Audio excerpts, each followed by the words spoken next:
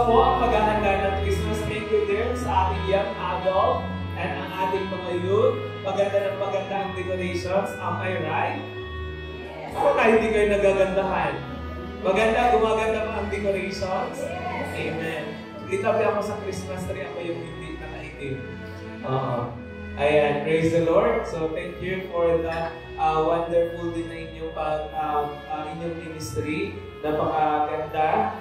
And those who always, yung mga gumagawa ng ministry para sa Panginoon, huwag kayong mag-alala dahil meron kayong reward doon. Gusto niya na po bang tanggapin ang rewards?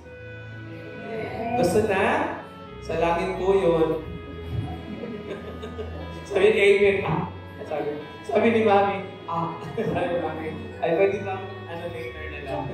Ay, joke lang pala. Okay. Anyways, so, si Pastor Lawrence ay meron speaking engagement doon sa isang church sa Lukban ba, tama?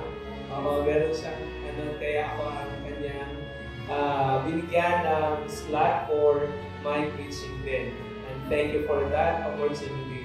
And this time, bago tayo magkaroon ng reflection sa salita ng Diyos in Isaiah chapter 9, verse 6. So sabi ng lalaki, you are not worthy, you are beautiful. Sabi ng lalaki, you don't deserve my love. Wala kang kwenta, pangit ka, hindi kita kailangan. Sabi ng lalaki, I don't like you. You are not worthy, you are something like, you are ugly. Sabi ng lalaki, I don't like you. Sabi niya, wala kang kwenta, sabi niya dun sa babae. And this girl loves him so much. And then yung babae na yun ay na-define siya ng kanyang boyfriend. Dinefine siya. At yung babae na yun ay masyadong attached doon sa kanyang boyfriend. At unti-unti nawala ang kanyang sarili because she allows that somebody define herself. And then someday, wala nang kabuluhan sa kanyang Christmas, wala nang kabuluhan sa kanyang celebration, nagmumug na lang siya, alone, and then she choose to isolate herself. Gusto na siya mapag-isa.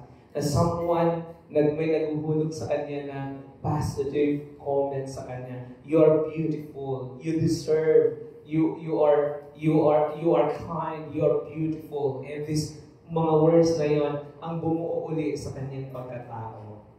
Okay? At yung words na yon ang bumalik uli sa kanya yung tingin niya na siya ay worthy. Siya ay valuable. Siya ay may dignidad. Siya yung nakita ulit niya yung kahalagahan ng kanyang sarili. And that is the short movie na yan. No? So, bakit ko yan ang introduction? Madalas hindi na tayo masaya pag mag-Christmas. Kasi we are defined by the needs of society. Hindi na tayo nakabalakpak. Dahil wala tayong pera sa Pasko, hindi na tayo makangiti. Dahil wala tayong pang-gift, ang daming mga inaanak. Sometimes also ourselves are defined by other people. Bakla ka, tumboy ka, bastos ka, wala kang kwenta. Diba? Sometimes we are defined by this society. Ang hirap mo, wala kang pera, mahirap ka lang, patay gutom ka. Yeah? And these are the society. That is why we are trying to be happy. Kaya lang hindi tayo naging masaya. Bakit? Nadidefine ang ating mga sarili kung ano yung standard ng mundo. Hindi ka matalino, hindi ka maganda, hindi ka gwapo, ang pangit mo, ang dami nating naririnig na negative. That is why yung kasiyahan na meron tayo na dapat na meron na tayo noong pa lang ay dapat na-enjoy na natin. Pero hindi na natin yan na-i-enjoy. Bakit? Lagi tayong nakipag-compete sa mundong ito. Let's have to live. Meron tayong spaghetti, meron tayong may fried chicken tayo, may ganito tayo, meron tayong dapat ihanda, may noche buena tayo, dapat may gift tayo, dapat may ganito tayo because we want to compete. We want to live in the mind of this society. That is why unti-unti na nabasag ang ating identity.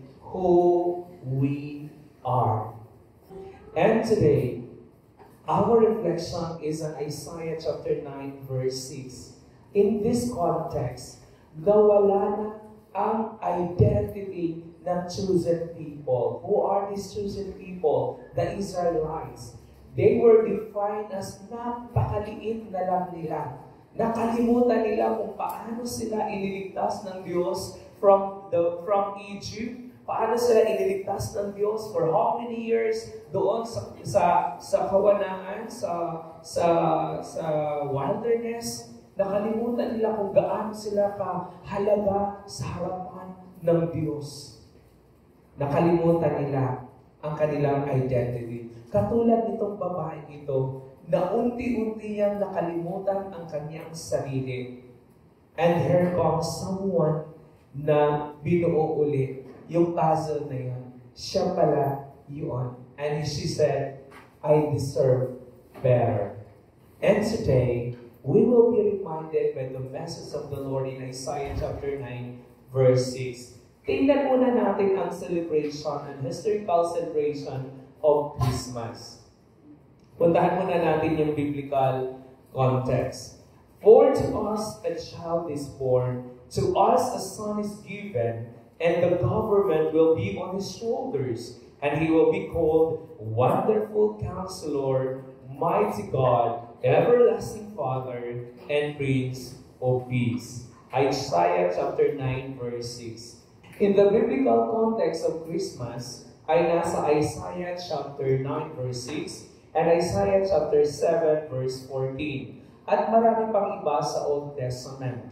In Isaiah 7:14, sabi niya, a virgin shall conceive and bear a son, and his name shall be called Emmanuel. Ngayon, doon sa Emmanuel sa Old Testament, di nila alam yung kahulugan, kaya pagdating sa New Testament, in Micah chapter 5, but you, Bethlehem Ephrathah, are only a small village among all the people of Judah, yet a ruler of Israel, whose origins are in the distant past, will come from you in my behalf. Okay? So ito naman po yung prophecy nung sa Old Testament.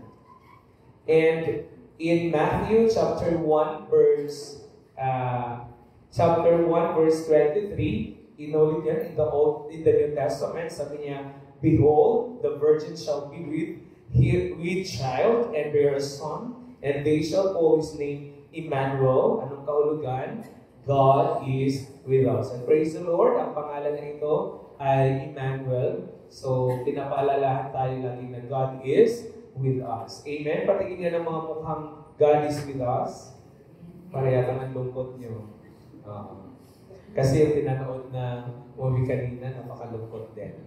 And the angel said unto them, fear not, for behold, I bring you good tidings of great joy, which shall be to all people, for unto you is born this day in the city of David, the Savior, which is Christ the Lord. And that is from the book of Luke chapter 2, verse 10 to 1 to 20, and patungkol yan sa silang ni Jesus.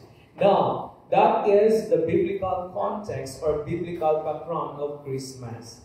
In the early celebrations, commemoration of the birth of Jesus Christ was on December 25th in the 4th century. Ang totoo naman talaga ay wala naman po talagang totoong araw o exact date sa Bible kung anong araw ng birthday ni Jesus. It was then na nagkasundo, pinagkasundoan na ilagay siya sa December 25th, at ang buong mundo, century down to centuries, ay ito po ay sinelebrate. Una po, dahil to replace pagan festivals like Roman Saturnalia, and Sol Invictus, the Sun and Conquered. Sun, kung magbabasa din po kayo ng mga literature, makikita natin yung mga iba't ibang mga festivals, iba't ibang mga pagano.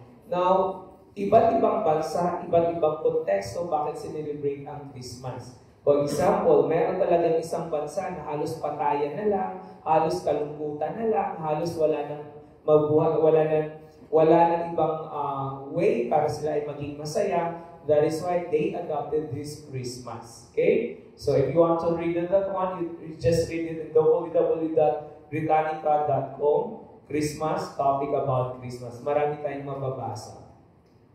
Now, evolutions of Christmas. Why we are celebrating Christmas? In medieval period, yung kaligitnaan, important religious holidays in Europa or Europe, church services, feasting, and festivities. So, titingnan natin yung pag-celebrate nila ng Christmas, no, sa medieval period, ang mga church services, pinakamahalaga sa celebration ang church services. At of course, yung mga feasting and festivities. No? Festivals, meron po talaga sa kanila. Sa Renaissance era, o yung tinatawag nating, pag sinabing Renaissance is a revival, no?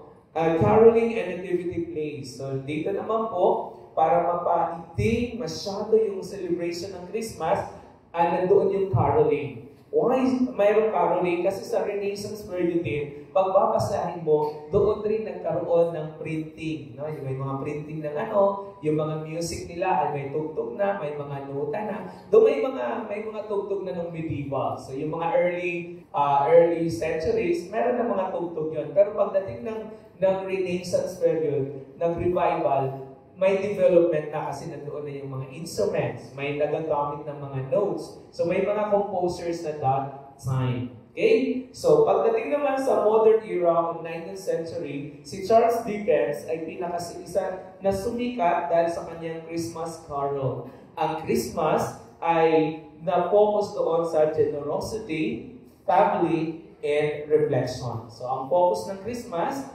pagbibigayan, pamilya, at reflection doon sa message, Christmas Carol message ni Dickens. Now, punta naman natin yung evolution sa buong mundo ng Christmas around the world. In the United States, sabi kasi dito, United States and Europe, inspired by Saint Nicholas, the Santa Claus. Si Saint Nicholas po yung Santa Claus po ay si Saint Nicholas. At si Saint Nicholas po yun. Tinawag natin very well-known sa kanila na Santa Claus. Okay? So siya po yun.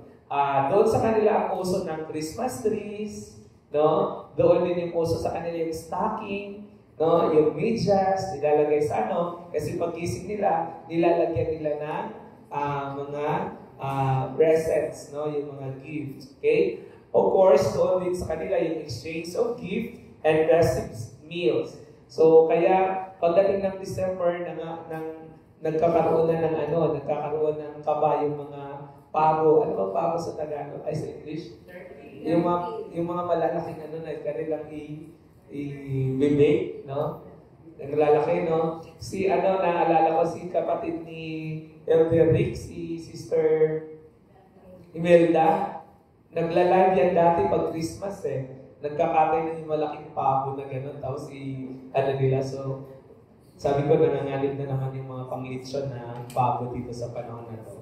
Kasi festivals so talaga ang kanilang And of course, Christmas and around the world in the United States and Europa, midnight church service ay hindi po talaga mawawala po yun, yung midnight church service. Kaya tayo din, laging meron tayong simbang gabi.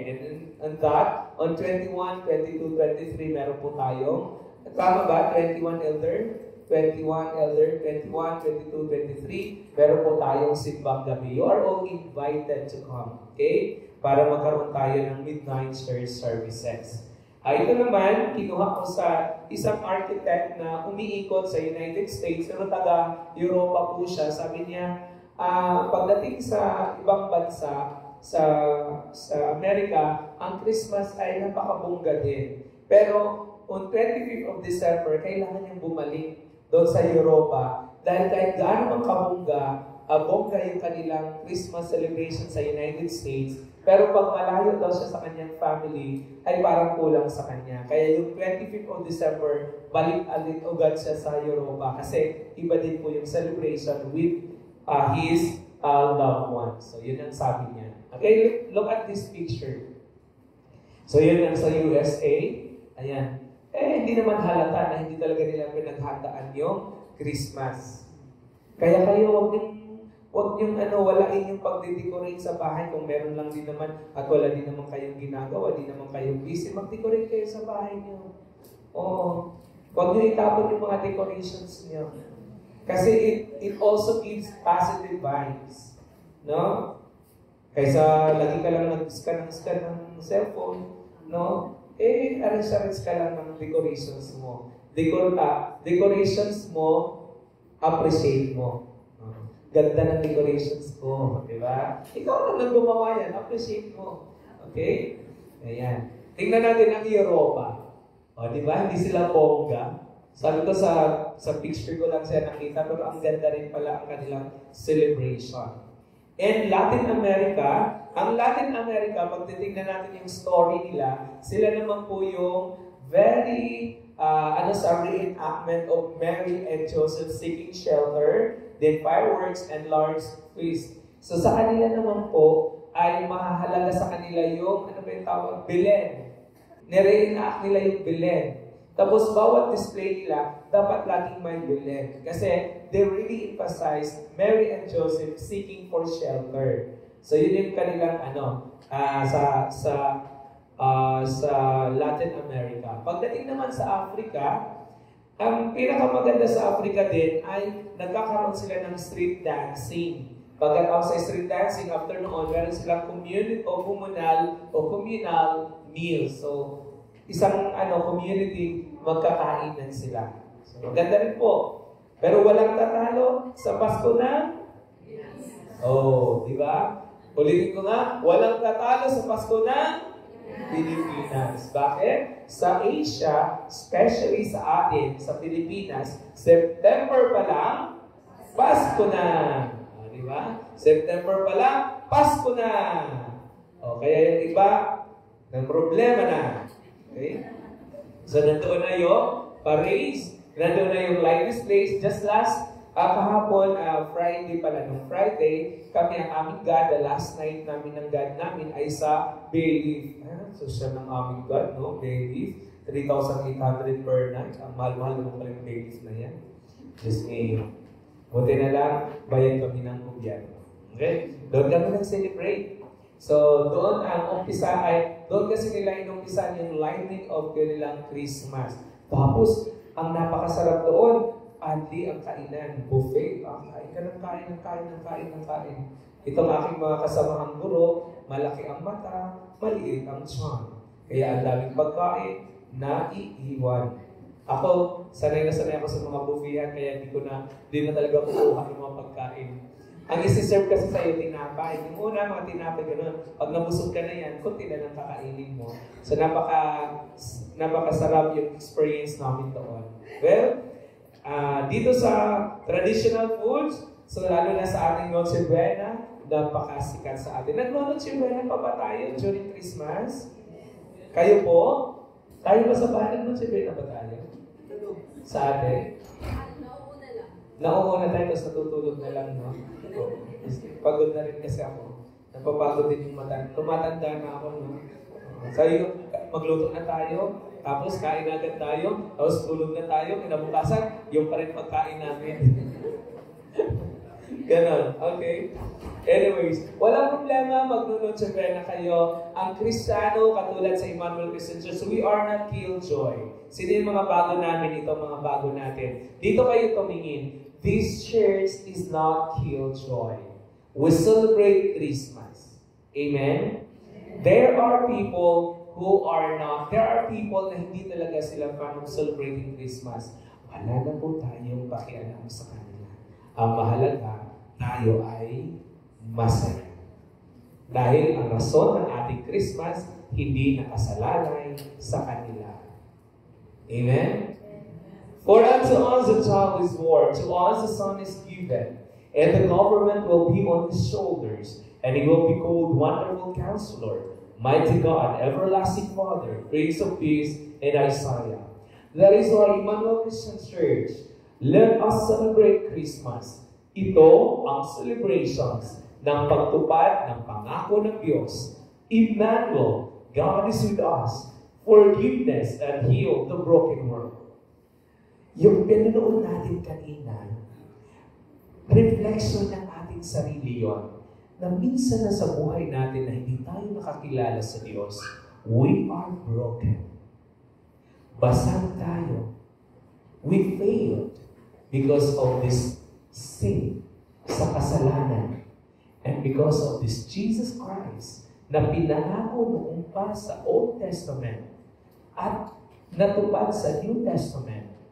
At sabi niya, He is the Prince of Peace. And Emmanuel, God is with us.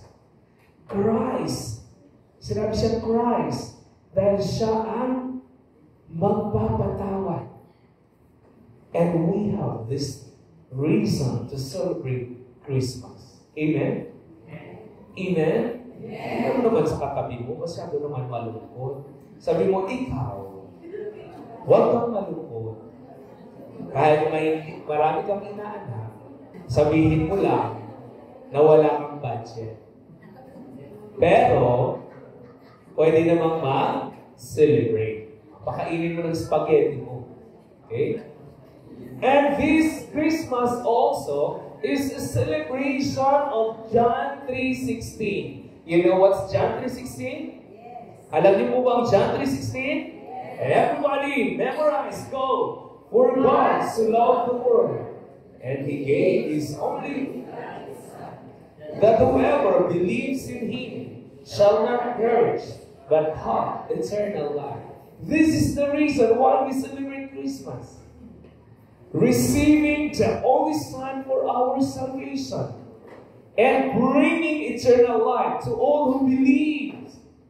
Sino naniwala? Sino nampalataya kay Kristo bilang Panginoon at tagapagligtas? Say Amen. Amen. So you have the reason to celebrate. May dahilan na mag-celebrate ka. Hindi naman bonggang celebration. It's just magre-reflect at magmamanifest sa mukha natin na tayo ay masaya dahil tayo ay ligtas na. Amen? Ako, pag Christmas, hindi ko na iniisip yung mga inaanak ko. Hindi ko na rin iniisip yung gift. Alam mo, iniisip ko, ako mismo. Dahil kung walang Christmas, hindi nagtao si Jesus, ako ay manatili sa aking kasalanan. Nananatili akong lugmo. Mananatili akong napakaliit ng tingin ko sa sarili ko, katulad ng tingin ng lipunan sa akin.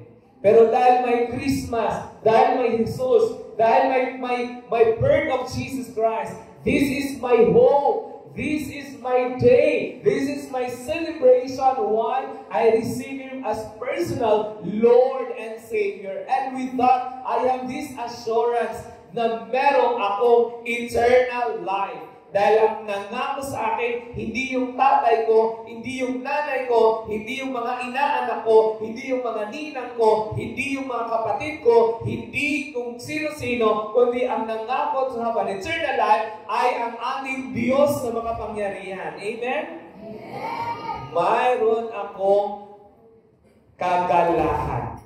This is bringing the eternal life to me, to you, and to those who believe in Jesus Christ. Amen? Amen. Luke chapter 2 verse 14. After knowing of Christ, peace comes forth. He is the Prince of Peace. Natutuwa naman ako. Kaya sabi ko, maging masaya naman kayo. At peace talaga.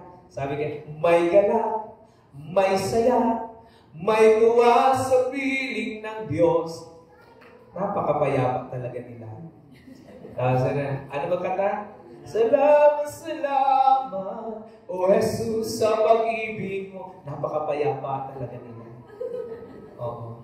Naunawaan ko na dahil sa Luke chapter 2, verse 24, Jesus is the Prince of Peace. Kaya payapa talaga sila. Hoy, hindi ganun yun. Kaya talaga. Pag saya naman tayo. Oo. Bakit may kapayapaan? Sabi ng angel, glory to God in the highest, and on earth peace, goodwill toward men. Bakit may kapayapaan?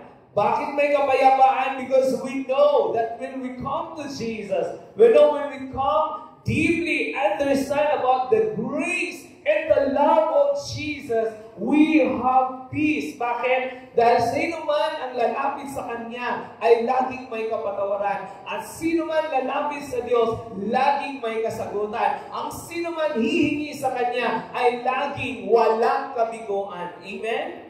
Hindi ko mapapayapa yun? Lord, wala po kaming gagastusin sa Christmas. Ay, you believe in Jesus, hindi ka pabayaan yan. May mga ngatok yan, magdala ng plato, punong-puno spaghetti yan. Huwag kang kill joy.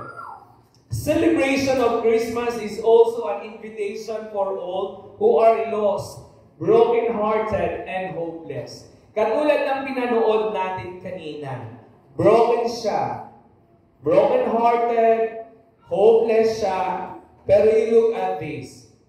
If we celebrate Christmas and tell this world that we are believers of Christ, at sabihin natin sa kanila na this celebration focus on Jesus because, sabi niya, the reason for this season is Jesus. Pag nakita nila yan sa atin, imbes na tatalon sila sa building, imbes na magpakamatay sila, pero dahil nandyan ka, nagpapakita ka ng positibo sa buhay mo, you celebrate life, yung iba na gusto nang magpakamatay, mabigyan ulit ng bagong pag-asa dahil yung reflection ng kaluwalhatian ng Diyos, yung kagalakan ng Diyos ay nagre-reflect, nagmamanifest sa buhay mo.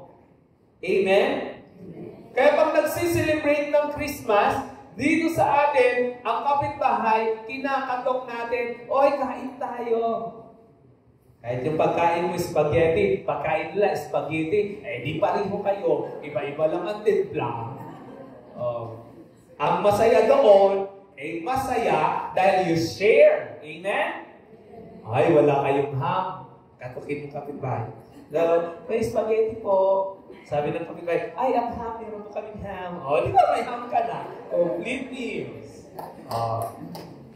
Kaya pag Christmas, open your door. Diba? Buksan yung pintuan nyo. Huwag kayong mahiya kung ang inyong handa, spaghetti, bihon, loaf bread. Mabiyara, may bihon na, may loaf bread pa, may spaghetti pa. Walang ham, mahal ang ham ngayon. Kato kayo, kuhakin ng bihon at spaghetti. Hello, may bihon po kami. Ay, may spaghetti kami. Ay, may buko salad kami dito, magdala ka. May buko salad. Ay, complete. May spaghetti ka na, may bihon ka na, bigay ng kapitbahay, buko salad. Di ba? Sharing. Maging masaya. Huwag natin kalimutan lagi yon. Yung iyong ngiti sa Pasko, baka yan din ang dahilan na mabigyan mo ng pag-asa yung katabi mo.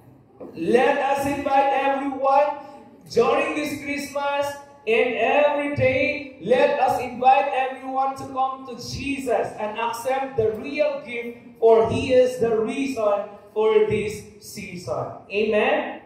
Huwag kayong magpa-define kung sino ang ano ka sa iyong kahirapan. Huwag kayong magpa-define kung ano ka at kamalas-malasan ng buhay mo kung ano sinasabi ng iba. Remember, when you believe in Jesus Christ as Lord, as personal Lord and Savior, Jesus and God will always define you as something that you are, and you have the right to become and to be called the daughter and son of God. And you have the opportunity to come to the Father through Jesus, the only way, the truth, and the life. So you don't have the reason not to celebrate Christmas. Amen? Parang ayaw niyo mag-amen. Amen. Nag-i-English kasi ako dito. Walang dahilan na hindi tayo mag-celebrate ng Christmas. Huwag tayo magpa-apekto kung anong sinasabi ng iba. Katulad ng pinanood natin, pangit ka, batay gutom ka, mahirap ka. No, because only God will define us. Siya ang nagbibigay ng halaga sa atin. Kung kaya ang Diyos, ang sino man na tumanggap sa Kanya bilang Panginoon at tagapagligtas, ay may dahilan to celebrate Christmas. Amen? Amen. Hallelujah. Sabi niya na kanina, pagkabasa ni Pastor Albert, no, sa kanyang responsive reading, in taga-Efeso chapter 2 verse 10. Sabi niya, sapagkat tayo'y nilalang ng Diyos, nilikha sa pamagitan ni Kristo Jesus, upang iungol natin ang ating buhay sa paggawa ng mabuti. Iyan ang layuning pinili ng Diyos para sa atin noong una pa man. Amen? Mabuti ang makipag-celebrate. Despite of differences, Christmas message is clear. Love, God's love for humanity. Hope, the hope of salvation through Jesus Christ. Joy, celebration of the assurance of salvation with loved ones. Saya-saya nyo nga kasi nandyan lang kayo sa inyong pamilya eh. Itong mga batang to, nandyan ang mama, nandyan ang papa, naghahanapan ng barkada. Kami, kailangan pa namin lumipad. Ang mahal-mahal na yata ng terminal fee sa Anaiya. Mahal na? Ang mahal na pamasahe ngayon, ano? Naging privado na ang Anaiya ba? Kaya ayoko na yata pag-uuwi ako sa akin, ayoko na mag-airplane. Parang natatakot ako pumunta ng airport. Kasi naging privado siya ngayon. Ang mahal na yata ng entrance, terminal fee, ang mahal na. Ang pamasahe, ang buhol dati nasa 4,000. Ngayon nasa 7,000, 8,000 na. Parang ayoko na magbuhol. Sabi na, sampatag po yun ng nanay-tatay ko. Kayo mga nandito, sino yung complete? Celebrate Christmas with your loved ones. Hindi ko naman sinasabi, huwag niyong puntahan yung barkada niyo. But don't forget to celebrate with your loved ones. Peace. Christ as the Prince of Peace is bringing harmony to the world. Kaya mga kapatid, huwag tayong makipag-argue sa ibang mga relihiyon kung ayaw nila ng Christmas. Mahalaga, mag-celebrate tayo dahil alam natin sa puso at isipan natin kung anong dahilan why we are celebrating Christmas. Amen? Anong dahilan? Jesus. Anong dahilan? Jesus. Because Jesus is the reason for this season. Amen? Sabi mo sa katabi, hoy, hindi mo, huwag ka matulog. Bring harmony to the world. Tell the world na kayo, we are celebrating Christmas because of Jesus Christ. Amen? Naunawaan mo ba natin na ang ating celebrate ay Jesus Christ? Ulitin natin yung chapter 9 and 6. Everybody read. For to us a child is born. Everybody. For to us his child is born. To us a son is given. And the government will be on his shoulders. And he will be called Wonderful Counselor, Mighty God, Everlasting Father, Prince of Peace. Merry Christmas, everyone.